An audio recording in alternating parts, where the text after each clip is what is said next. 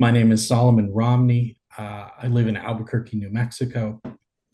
I previously worked in hardware accessibility for most of the last decade.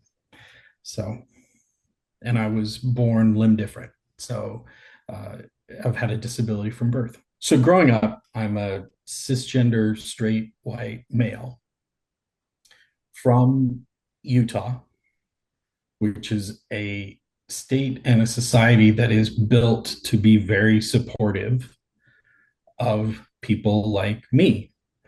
And my family history goes back to the beginning of the state. So growing up in Utah, it wasn't really a thing. Like I had all the rights and privileges that would come with being part of the majority. And so I think that outweighed whatever disadvantages I may have had as a person with a disability, which I realize puts me in a very rare group where I had enough other things.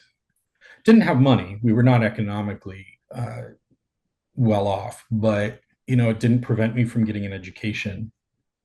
It didn't prevent me from working. And so for me, the way that I think about these civil rights and things like that is that having never had to suffer under that system and having all of the privilege that I did growing up, I have a responsibility to help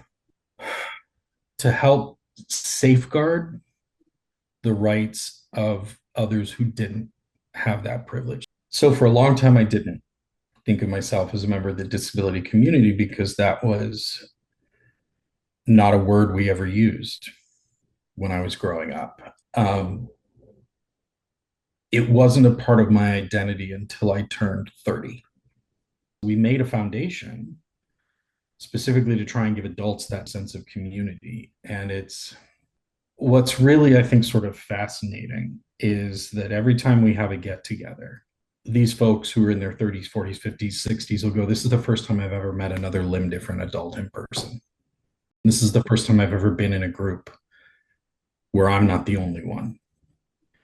And it's such an interesting evolution to watch in people because it's so funny. I remember I went to lunch the first time I met with a large group.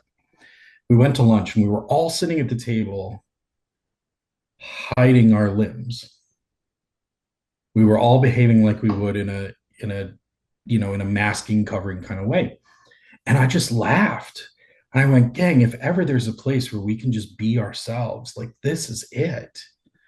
But we've all spent our lives so isolated in this disability, so separated from our community, so trying so hard to not be a person with a disability that we're not even comfortable around ourselves. When I got into accessible technology, that was a big part of it. Like I had a perspective.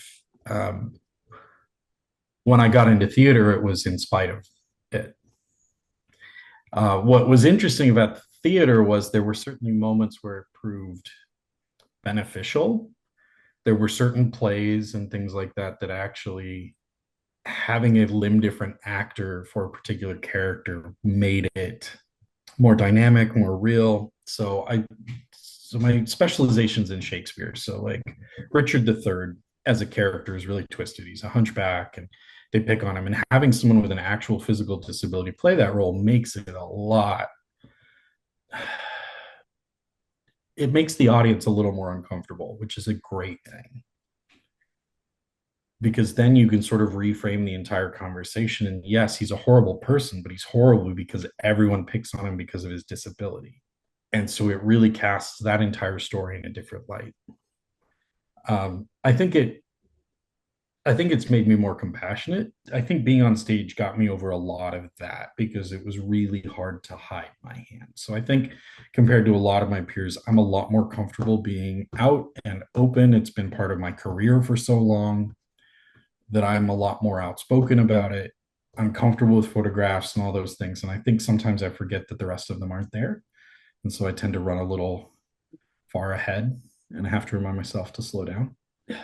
I don't think I'd be as good a person if I wasn't limb different.